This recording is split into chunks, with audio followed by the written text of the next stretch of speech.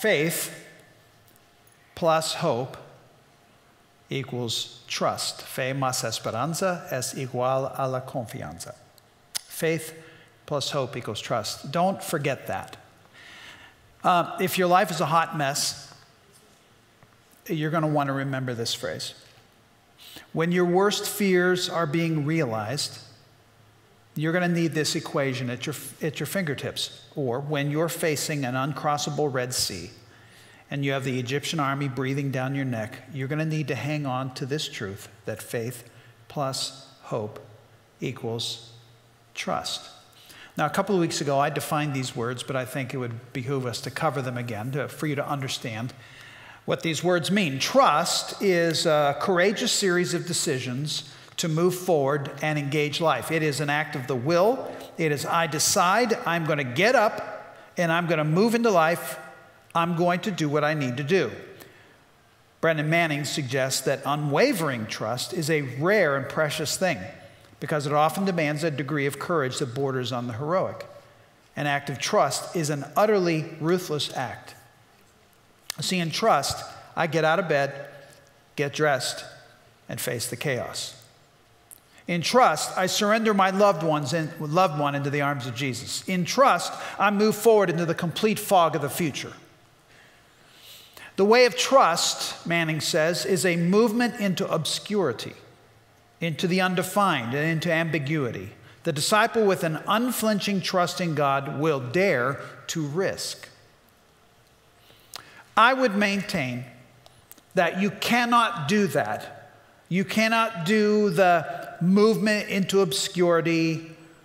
You can't have an unflinching trust in God unless you've developed faith and you've experienced hope.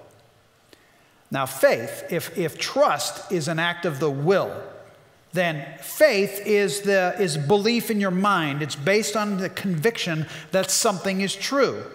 Again, I'm talking in particular about faith in God. It's the habits of your mind when it comes to God, particular what you believe, your faith about His character and His mission. It is a settled acceptance about God's nature and God's motives. Whereas trust is volitional, faith is mental, hope is almost always emotional. Hope is the confident confident anticipation based on evidence or experience. Hope comes from a change in your situation that inspires confidence. I gave you some illustrations a couple of weeks ago. I'll give you a couple. I'll remind you what they were. Hope happens when you have a medical test and the numbers come back better than what they anticipated. Hope is when you have a marriage that's in trouble and you go out to dinner with your spouse and it ends up being a surprisingly nice dinner. You get a little bit of hope. Hope is when you're looking for a job and you get a second interview. Hope is that when you get a bill in the mail to pay for some medical expense, it's far less than you anticipated. Hope is not something that you can generate in yourself. Hope has to be given to you. Hope has to be done for you. Hope is the intervention of something or someone when you are at your wit's end. Hope might even be a miracle, something completely out of the blue that counters natural law. So, let me repeat. You cannot do the hard thing in your life. You cannot move into the unknown or the unthinkable. You can't live very long in the wilderness. You cannot act in trust without both faith and hope. Now, in this series, we're calling Freedom, the story of Exodus, we've seen the people of God being asked to do the unthinkable. There are about 1 or 2 million of them, and Moses shows up and says, we're all leaving, and we're all going to the promised land, and we're going that way, which everyone knew was the wilderness. That was a lot for them to swallow. Yes, they were slaves, and yes, they hated being in Egypt, but it was the known. Moses is asking them to go into the unknown. In a way, you could say that the Israelites were caught between a rock and a hard place, like you are probably in some way. Stay in slavery in Egypt, or risk a journey through the wilderness to some pipe dream of a promised land. And God was saying through Moses to the people of God, to his people, trust me, it's all good, I've got this. Now before I get into the scriptures, let me ask you if you've ever faced such a dilemma. Have you ever felt God saying to you, let your child go? Trust me, I've got this. Have you ever had God say to you, go ahead and make that career shift. I know you have no idea if you're going to land safely, but trust me, I've got this. Or ever had God say, make another attempt at saving your marriage. I've got this. Or start the chemo. It's going to be awful. It's going to be painful, but I'm with you and I've got this. Or leaders of Grace Church. Yes, it's been a tough year, but I've got this. What dilemma of trust are you facing right now? Where's God asking you to trust? Hey, I got mine. I got about 5 of them where God's asking me to put my trust in him. God knows that in order for me to move forward or you to move forward in trust, we need to grow in faith and we need to experience hope. Now, the last 2 weeks of our series through Exodus, we've been examining the ways that God was building up their faith. Today, we're going to look at how God gave them hope. But let's talk about how he built up their faith. A little world behind the text. 400 years before the events that we're going to look at here today, the people of God had moved into Egypt, and they were probably 100 strong, and they believed in God. They knew who Yahweh was. They knew who El Shaddai was. They knew God Almighty. I mean, they worshiped God. But in 400 years, their faith started to be chipped away. This is what pain does. Pain chips away at theology. You start losing your understanding of God because you start questioning. That's what happens. You have to be vigilant when you're in pain. Otherwise, your theology chips away. That's what happened to the people of God. Some theologians believe that the Israelites actually became polytheistic during their time of slavery, because Egypt worshipped 1,500 gods. And so over time, maybe the Israelites picked up some of their habits. And so God had to rebuild their faith from scratch. We're going to see in a couple of weeks when we get into the law, let's just put it this way. The plagues were theology 101. Rebuild their theology 101. When you get to Mount Sinai and Moses delivers the law, that's theology 201. And it kept growing, their knowledge of God, their faith in God. So that's what the plagues were about, building up their understanding, I am who I am. And then we got to the 10th plague, which Tim helped us see last week, where God introduced himself as the one, Pesach, the God who stops and protects us from the killing angel. So by the time Pharaoh relents, their faith has been reinforced. But it would not be enough to sustain them through the wilderness years. Now, I'm going to say something that you may not, I don't know how you'll react to, but I'm going to say it anyway. You are people, I'm guessing that most of the people that are watching me, whether at the North Indy campus, Fisher's campus, online, or here at the 146th Street campus, would say you're probably people of faith. Maybe a little bit, maybe a lot. I don't know how you describe it. You're probably people of faith. You have some settled notions of God, about his character and about how he operates in this world and his mission. But I'm going to tell you that that's not enough to sustain you and to move into faith with heroic levels of trust. That's not enough. You need hope too. Not just faith, but you need hope. And hope is something that makes you get up in the morning and go about your day. That's what we're going to look at here today. So grab a Bible, turn to Exodus chapter 13, verse 20, page 58. Grab a Bible, or you can look on our app and you'll see my notes there, with a few fun facts as well. Actually, Jell-O made it into my fun facts. You saw that? Okay. It is kind of weird. You got to go online and look at that. It's kind of cool. All right. Exodus 13, verse 20, page 58. Barry told us a story on the podcast. The story is simply Pharaoh relents. They're heading east. We're not unsure. There's so many different. No one really knows what lake they came up against. It was whether the Red Sea or whether it was the Reed Sea, which is literally how it's translated. We don't know if it's north or it's south or it's the Gulf of Aqaba or no one's really sure. But they come up against a body of water. Meanwhile, they look over the shoulder and they see the Egyptians coming with about 600 chariots. It's their full army. I always wondered what would happen if the Egyptians caught them. They got about 1 million people. But at any rate, they're going to come up. They're going to destroy them. God parts the Red Sea, and Moses somehow waves his hand over the water, puts down his staff, and the water spreads. The Israelites go across on dry ground. The Egyptians follow them into the lake. When the Israelites get to the other side, God collapses the water back on the Egyptians, and they all drown. That's the overview of the story. So we're going to look at a couple of segments of it. And here's the outline for the rest of the message. Watch this. Five ways that God gave Israel hope. 5 ways. The first one and 2 are in verses 20 to 22. The first 2 ways of hope. Here we go. The Israelites left Succoth and camped at Etham on the edge of the wilderness. The Lord went ahead of them. He guided them during the day with a pillar of cloud, and he provided light at night with a pillar of fire. This allowed them to travel by day. Travel by day or by night. And the Lord did not remove the pillar of cloud or pillar of fire from its place in front of the people.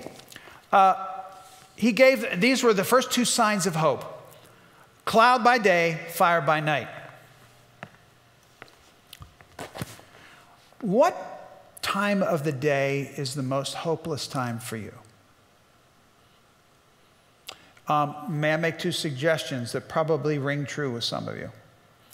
I'm sure when some of you lay down to sleep at night, it's the most hopeless time of the day. And you know what happens in the middle of the night? You wake up 2 or 3 in the morning, you realize all the bad things in your life are magnified 100-fold at night. What is that? It's terrible. For some of you, night is a time where you struggle with hope. For some of you, it's just the opposite. It's waking up in the morning and realizing you have to get up and face whether it's the pain of your body or it's the pain of your heart, the struggle that you've got moving into the day. The morning may be your most hopeless time of the day. What I love about this story is that God provided for both. At night, when it was hopeless, he brought fire to remind them that he was there. And in the morning when they woke up, he brought this tornadic pillar of clouds to remind them he was there. I'm going to get to this a little bit later. The times when we have the least hope are the times we need to pay attention the most. Because that's when God visits us. So that was the first 2. Then let's go to the second sign of hope or way of hope. Chapter 14, verse 10. As Pharaoh approached, the people of Israel looked up and panicked when they saw the Egyptians overtaking them. They cried out to the Lord, and they said to Moses, "Why did you bring us out here to die in the wilderness? Weren't there enough graves for us in Egypt? What have you done to us? Why did you make us leave Egypt? Didn't we tell you this would happen while we were still in Egypt? We said, leave us alone. Let us be slaves to the Egyptians. It's better to be a slave in Egypt than a corpse in the wilderness." But Moses told the people, "Don't be afraid. Just stand still. Watch the Lord rescue you today. The Egyptians you see today will never be seen again. The Lord himself will fight for you. Just stay calm." The third way that God brought them hope, it is to use a human being with a prophetic voice to speak words of calm into their life. He gave them hope. I don't like to use stories that I don't know if are true, but I'm going to use a story that I don't know if it's true. Because I've heard it all my life, so have you, but it's a great illustration of what Moses was to these people when they needed hope. Apparently there was a little boy who had gone to bed and a storm had come up and he was afraid. And he cried out to his dad, who was also in his bed, "Dad, I'm afraid, I'm afraid." And the dad yells into the boy's bedroom. He didn't want to get up. I get that. Dad didn't want to get up. And he yells to the little boy. He says, "Just pray to God and he will be with you." And the little boy yells back, "I will, Dad, but right now I need somebody with skin on." So you've heard that story. We've all heard that story. The fact is, the Israelites could hear all day long from the invisible God, but what they needed was somebody with skin on. And so do you. We're going to get to this in a little while, but I'm going to ask you, who are the people that are the prophetic, mentoring, loving voices in your life? You know that when you listen, they're coming to your mind right now. When they speak into your life, it's as if you've just got some sort of divine hug and you realize things are going to be okay. Who is that voice? That was the third way that God gave them hope. The fourth way is the weirdest way. Chapter 14, verse 15, and I'm about to show you something that I'll bet you weren't aware of or you had forgotten about this story. 14:15. Then the Lord said to Moses, "Why are you crying out to me? Tell the people to get moving. Pick up your staff, raise your hand over the sea, divide the water so the Israelites can walk through the middle of the sea on dry ground. And I will harden the hearts of the Egyptians, and they will charge in after the Israelites. And my great glory will be displayed through Pharaoh and his troops, his chariots and his charioteers. And when my glory is displayed through them, all Egypt will see my glory and know that I am the Lord." Verse 19, watch this. Then the angel of God, what? Then the angel of God who had been leading the, what? The angel of God had been leading the people of Israel, moved to the rear of the camp. Hey, everybody saw this happening. He wasn't invisible. It wasn't just the smoke, it wasn't just the fire. There was some angel. And he moves to the rear of the camp. The pillar of cloud also moved from the front and stood behind them. The cloud settled between the Egyptian and Israelite camps, and as darkness fell, the cloud turned to fire, lighting up the night. But the Egyptians and Israelites did not approach each other all night. Do you suppose the angel was imposing? I believe the angel was. This was a physical manifestation. Now, let's be honest. When we see angels in the Bible, it could be a created being. There are innumerable angels, just like there are innumerable demons. There are angels interfacing with our life all the time. This is what's so spectacular and weird about this story. I'm going to ask you in a little while if perhaps you're not paying enough attention to the angels maybe that are around us, okay? But this was a sign of hope. The Israelites looked up and saw this mighty angel, and they took hope. Years ago, there was a man who attended Grace. His name was Chuck Doherty, and his wife Tina. He has since passed and gone on to be with the Lord. And it's one of my great memories I'll have was the day he passed, my last interaction with him. Someday I'll tell you about that. It was really kind of one of the sweetest sacred moments. But first day that Chuck came, he and his wife came to, after the service was over, they came to the front of the service, not front of the auditorium. We were in the central auditorium. And he goes, "Pastor, we're new to Grace and we would like to attend here, but there is something I do. I need to get your permission to do it." "Well, fill me in. What is this thing you do?" And he said, "I see angels. And then I tell people." And I said, "Okay, sure. You're free to use that gift. Matter of fact, I look forward to that." And he burst into tears. And he wept. He said, "It's been a long time since anybody's allowed me to do that." Well, once I gave Chuck the permission, then Chuck would come up to me before services, after services, and he would describe to me in great detail the angel, what the angel was wearing. He said, Dave, he would say, this morning there were 3 angels over you, and they had scimitars, or they had short blades or long blades. They always had a sword of some kind. They're always protecting, or there were angels in the corners of the room. I mean, Chuck would tell me this over and over again. It was one of the sweetest things. One of the moments that, we have the preachers here have a speaker assistant that is there to, bring the stand and also help us if somebody has a need. They can go get help for somebody. And so the speaker assistant I had this one weekend did not know Chuck, and they didn't know that Chuck did this. And Chuck was struck right in the middle of a worship service with the fact that he needed to tell me about the angel he just saw. So Chuck comes tearing down the aisle, goes running up to me to tell me, you're not going to believe this. And the speaker said, I thought he was going to take him out. Poor Chuck. But I miss this man. And you could say, well, isn't that kind of odd? Well, yeah, it was, but it was beautiful. And you know what it did? It gave me hope, because I'd stop and think about it. An angel watching over me, protecting. Let's get to the last sign of hope. This one's kind of gruesome. Chapter 14, verse 29. So the people of Israel, it says, had walked through the middle of the sea on dry ground, and as the water stood up like a wall on both sides. That is how the Lord rescued Israel from the hand of the Egyptians that day. And the Israelites saw the bodies of the Egyptians washed up on the seashore. And that's a big ooh. There's all these drowned bodies.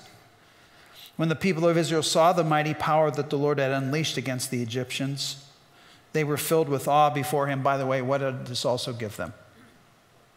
What? Hope. Mm-hmm.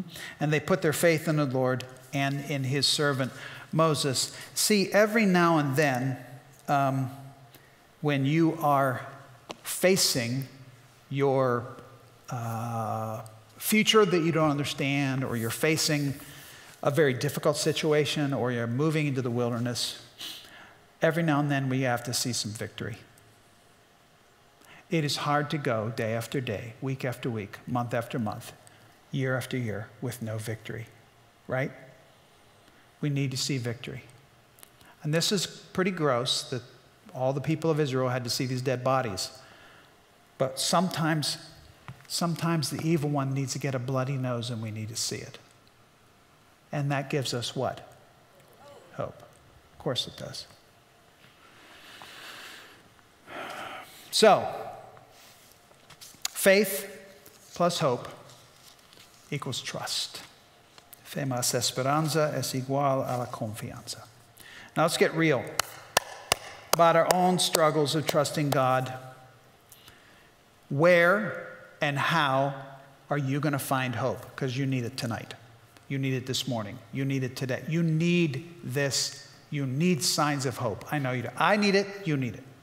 So I'm going to give you some suggestions where to look for hope, starting with this one. If you want to feel hope, you need to pay attention to the present right now. Start looking for columns of clouds and pillars of fire. Now, it may be a God thing. I wish, if I were to go back and redo the 40 years I've been a pastor, I should have kept a journal just of God things, because there have been plenty of God things. When I say God things, they're like big, unexplainable. How could that happen? Oh my word, can you believe it? God things, right?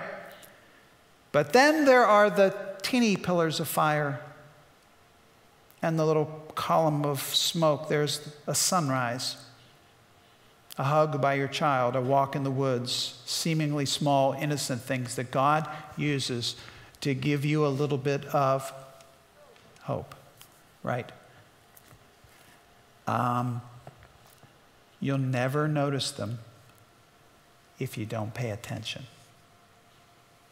You'll never notice them if you don't pay attention. So here's what we need to do, starting today, starting right now. We need to assume from this day forward that God is going to give us fire and smoke And if we can start to assume that, watch what happens. Just watch what happens. You're going to be surprised. You're going to see it all the time. And by the way, write it down. Write it down. Don't do like I did and say, oh, I remember that. No, write it down. All right, number 2. If you want to feel hope, you need to pay attention to the past. To the past. Here's a job that will take some time, but it is well worth it. Do a life map. It's going to take you some time. You're not going to be able to do it in 10 minutes. You need to basically chart your life linearly from the time you were born to where you are today, and then put on that, if this is the linear line, it's going to look like a EKG, right? It's up, down, up, down, up, down. It's going to look like that because you're going to have some high moments in your life and people that have touched your life deeply and have been wonderful and mentors. They're also going to have low moments, horrible things. Write out, do a whole life map. And when you do that, you'll be able to look back and see not only, oh, God was there, God was there, God was there, God was there, when you look at the good things, the high points on your graph, but you're also going to see that, yea, though I walk through the valley of the shadow of death, I will fear no evil, for you are with me, your rod and staff comforts me. And you will see on the low points of your journey, you'll see his rod and staff comforting you. This is paying attention to the past. And while you're paying attention to your life map, go back into the scriptures too and look for hope in the Bible, for what God has done. Remember the things I have done in the past, for I alone am God, Isaiah said. Pay attention to the past, pay attention to the present. Third suggestion, if you want to feel hope, you should listen to your mentors and dear friends. You need God with skin on. The calming reassurance of a friend is a great gift of hope. Amen?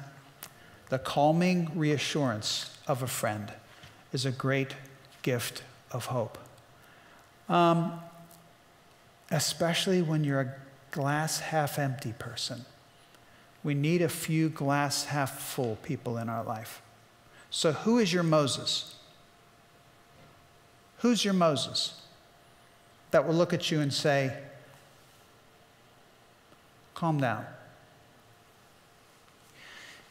I like especially when I'm mentoring young men and women, I tell them early on in your life, you need to establish a constellation of mentoring. You need to be surrounded by mentors, meaning if you see yourself in the middle of this circle, you need somebody who is over you, so to speak, somebody who is at least a generation older than you, who's walked this road before you have, that you can spend time with, and they can speak into your life. You also need somebody who is close to you, probably in your organization or in your family, who is a dear mentor and friend who sees you, and it's kind of the same age, a co-mentor, somebody who could speak words of hope into your life. And then you need somebody who's a co-mentor about your age, who's not close to you. They're further away. They see you in a different light. And then you need somebody that you're mentoring, and even the person who's maybe a generation younger than you can speak words of hope in a different way into your life. You need a constellation of mentorships. And you need, and I can tell you who those people are. It's Charlie, and it's Tim, and it's Bob, and it's Matt. These are the people in my life, and they all speak differently into my life. I will say, when I look back over my 40 years, other than marrying my wife, that was the greatest thing I could have done to preserve me in ministry. The second thing that's preserved my life are these 4 people. It's time for you to start. Who are your Moseses? Is that a word? Mosai? Who are your Moseses who will speak words of beauty and hope into your life? All right. Fourth, this is the weird one. If you want to feel hope, you should not be surprised by the presence of angels. There are as many angels in the world as there are demons. They are real things.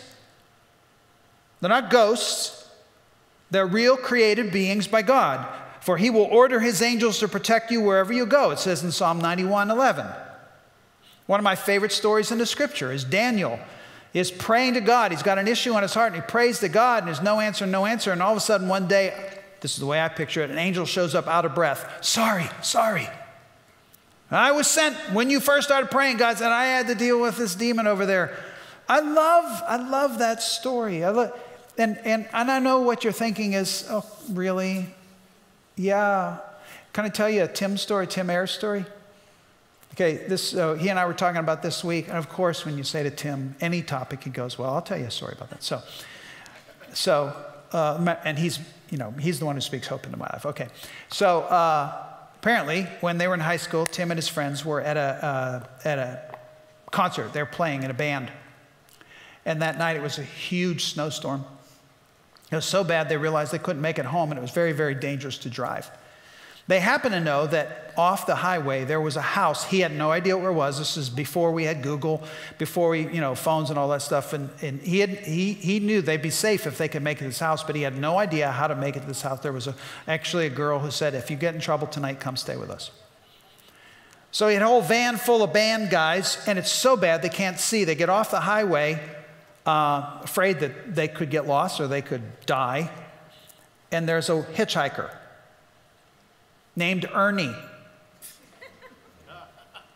Not Michael, not Gabriel, Ernie. Everyday name. And he had a big beard and long hair. Tim said he looked like a hippie. So he gets in the van, and he introduces himself, and he says, where are you going? Well, we're trying to find our way to this house. And Ernie says, I know exactly where that is. Directs him to the house. They all get out of the van. They all go into the house, and the lady in the house says, you can stay here tonight. And they all get out blankets and pillows, and they're laying on the floor, and Ernie does too. They wake up the next morning. Ernie's gone. They run out to the windows, open the doors. There are no footprints through the snow. Here's the thing. I think we need to pay attention a little bit more. Because I don't think God just gives us pillars of fire and pillars of smoke. I don't think he just brings people with skin on into our life to speak gently to us and give us hope. I also think he gives us angels. And I think it's time we start paying attention to that. Because if we're going to move into the future with some sort of trust, I need everything God can do to give me hope. Right? You too? You too? Maybe it'll be an angel. If you see an angel, tell me. Okay? The last one I want to say, the last suggestion is, if you want to feel hope, you need to watch for signs of victory. You need to look for the enemy getting a bloody nose. You need to look for the signs of victory, maybe the thawing in a strained relationship, or an answered prayer, no matter how small, or good test results, or a burst of insight into your next steps. That's the way God seems to speak to me. We need to pay attention to victory when it happens, and then chronicle it. That's what this is. This is a journal that was given to me by Ed Parrish. Ed, I think in a sermon once I said that I like journals, and I write in one just about every day. So he was in Italy and brought this. This is a leather journal from Italy. It's the coolest thing. But look how big it is. And I thought, I'm never gonna. I don't write that much. But I thought it was cool, so I set it on my shelf, and I thought, well, I don't know what I'll ever do with it. And then, it was about 6 months ago now, maybe 8 months ago. I've been working through the next season of my life. You all know we're in a succession process here, and we have focused a lot of attention on, is Barry the one? Is he ready for this? But in the last 6 or 8 months, I realized, I better look at the other side of the equation and figure out, what am I going to do when I grow up? And so I've spent an awful lot of time praying, talking, reading, investigating, and then I had a brainstorm. Why don't I take all the insights I've gained about this and put them in this book? So this is my next season book. So the first couple of pages are just simply some notes I took from a book that I was reading that was germane to the topic. But then I went back and I found some other notes that I had taken when I was on my sabbatical, and rather rewriting them, I just cut them out and pasted them in here. And then one day I was looking on my iPhone about something, and I didn't realize when you hit print, it comes out this big, but it did right off my iPhone. And so instead of rewriting them or retyping them, I just cut them out and pasted them in here. I feel like I'm scrapbooking. This is what this is my scrapbook of hope. That's what this is. It's my scrapbook of hope. And dudes, yeah, I'm scrapbooking, okay? But I don't use essential oils. So here's the cool thing about this book. It's probably been, I don't even put a date on it. I'm trying to think of the last time I entered something in here. It's been a long time. I don't even have to open it anymore, although I will continue to do that. It sits beside my chair where I meet with God every day, and I just look at it, and I have hope. Because it reminds me from these stories I've captured that I am starting to see some victory. We have to remind ourselves this again and again. So, friends, let's wrap this up. What Red Sea are you facing? What wilderness are you in? What army is chasing you down? Where do you need to build your trust? You're not going to do it without faith and hope. Faith and hope equals trust. So here's what I'm going to do. I'm going to pray over you. And then all three campuses, Fishers, North Indy, and here at 146th Street, there's going to be a song that's going to be sung. And halfway through that song, the band will stop, the vocalist will stop singing, and there'll just be band music, and you will be given the opportunity to get out of your seats and go have a pastor or prayer team member pray for you, for somebody to pray hope over you. Okay? Just to pray hope over you. But I'm going to pray for you first, and I'm going to have the bands at all three campuses get ready to serve us this way, and our prayer team members will also get ready to pray for you. Please avail yourself of this. This is a great opportunity. You need God with skin on right now. You do. Let's pray. So, Father, I ask that you give us hope. We can't gin it up on our own. We can't make it happen. We need hope that comes directly from you. I'm going to pray right now on all three campuses that somehow somebody's going to get a pillar of fire. Somebody's going to get an angel. Somebody's going to get an answer. Somebody's going to get a note of victory. And somebody's going to get a sweet voice of peace, prophetic voice of peace speaking into them. Give us hope, I pray, in Jesus' name. Amen.